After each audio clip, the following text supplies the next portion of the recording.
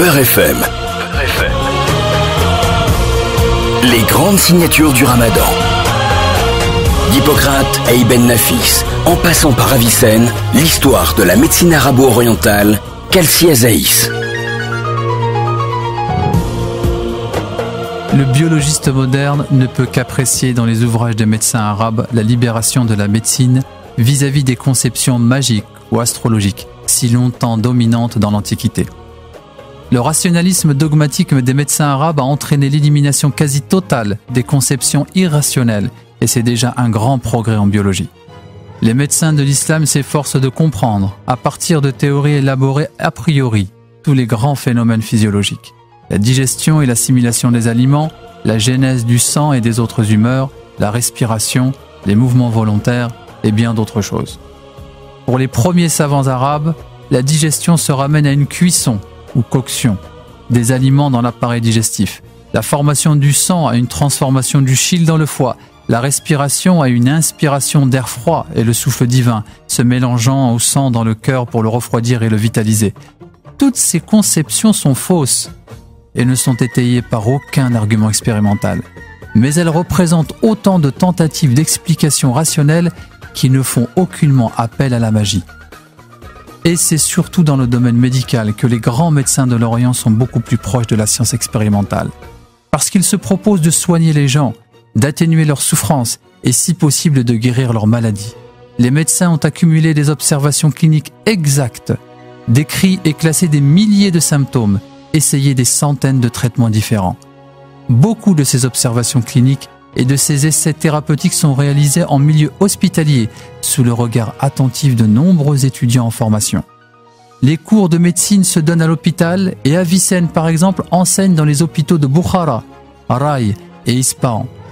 De nombreux recueils de symptomatologie et de thérapeutique sont écrits et diffusés d'un bout à l'autre de l'Empire arabe, de façon à ce que le savoir accumulé par une génération ne soit pas perdu pour la suivante. Les médecins les plus efficaces sont répertoriés et souvent ce n'est qu'après vérification de son effet thérapeutique qu'un médicament a été classé et déclaré, par exemple antagoniste du chaud et du sec ou du froid et de l'humide, utile donc pour lutter contre l'excès de bile jaune dans le premier cas ou contre l'excès de pituite dans le second cas. Somme toute, dans le domaine médical, la théorie des humeurs s'accommode de l'expérience, des effets dûment constatés et des médications sur les malades. Et ce sont bien là des signes avant-coureurs d'une science biologique en gestation qui commence à devenir expérimentale.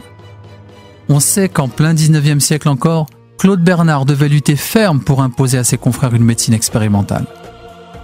Du 7e au 13e siècle de l'ère chrétienne, la civilisation de l'islam dite arabo-musulmane domina le bassin méditerranéen.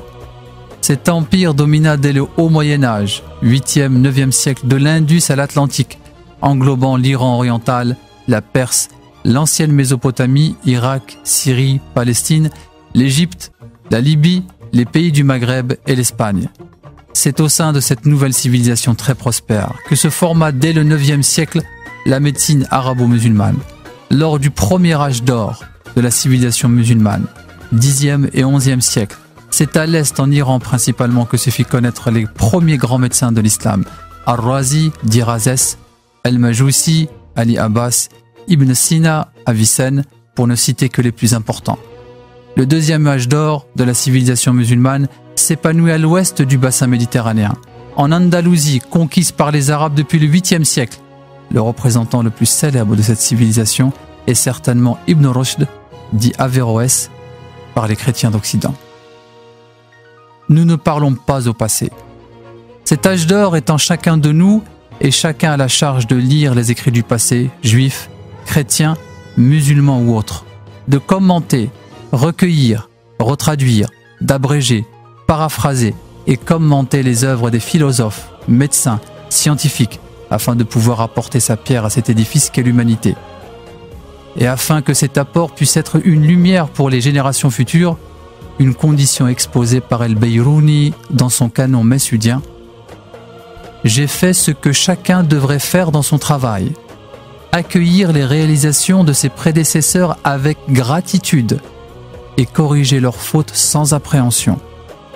C'est ainsi que la contribution que l'on aura apportée vivra éternellement chez ses successeurs et chez les générations à venir. Beurre FM, le Ramadan, du vivre ensemble.